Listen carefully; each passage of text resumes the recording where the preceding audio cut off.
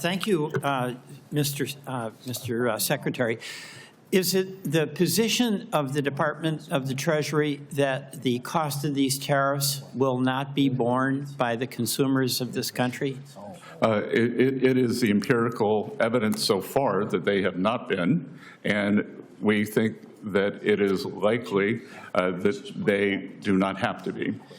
So when Walmart says it's raising prices to reflect the increased cost that they have to pay for the product as a result of the tariff, you disagree with that? I agree that Walmart will do what is best for their customer, and as I have repeatedly said, this is not an advertisement for Amazon or Home Depot, but they've announced that they will not be raising prices, so my family will be shopping there.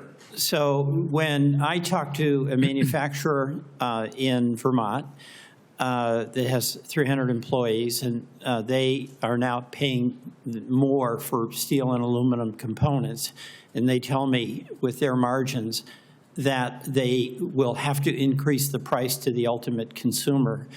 You disagree with that manufacturer from Vermont? I agree that the economy, or believe that the economy is a diverse ecosystem, and for the manufacturer you're talking to in Vermont, that there will be price decreases elsewhere, and that I was at a rally in Pittsburgh, and there will be more steel jobs.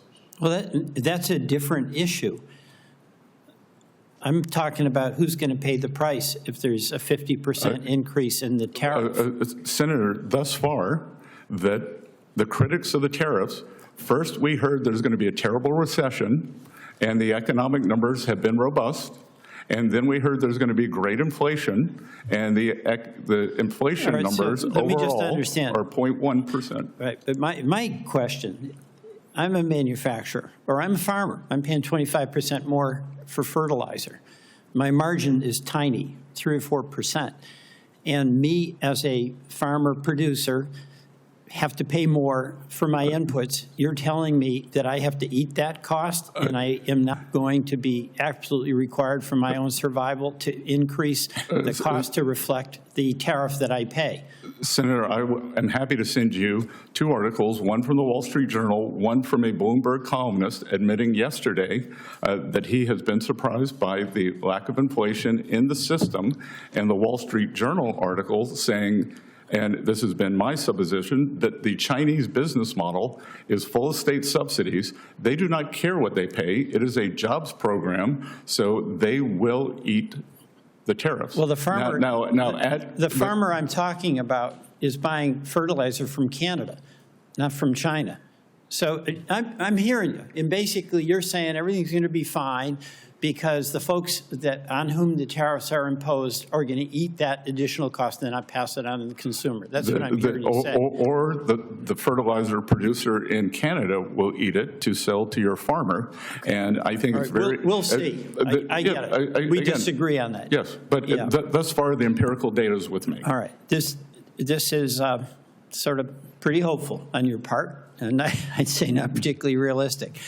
Second thing, one of the things that Vermonters are telling me, and everyone from farmers to businesses, is they need some stability and predictability. You'd agree with me that predictability and stability is absolutely essential for the well-being of an enterprise. That's why I'd encourage you to vote for the tax bill and give great stability and predictability for taxes. I'll take that. I'll take that advice under consideration, as they say, Mr. Chairman. But let me ask you this: predictability and predictability. The Trump tariff timelines, February 1, executive order, 10% on China, 25% on Mexico and Canada. February 3, 30-day pause on 25% tariffs from Mexico and Canada. February 10, 25% tariffs on steel and aluminum. March 4, an additional 10% on China, 25% on Mexico and Canada. This goes on and on. 22 different tariffs. And it looks like the president wakes up, kind of checks his mood, and changes the tariff regime.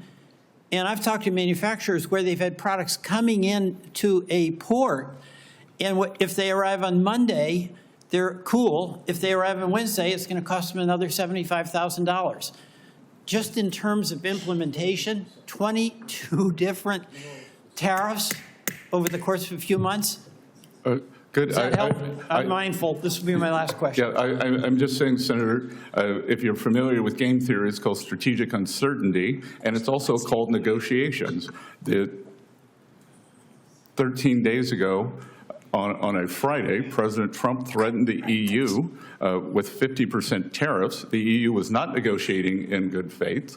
Within 10 hours, we had calls from 5 European leaders and a call with Ursula von der Leyen. So you may call this a flip-flop. I call this a negotiating strategy, and this is the way negotiating strategies work. The Vermonters call it pretty painful, and it's a way to run their business. Thank you.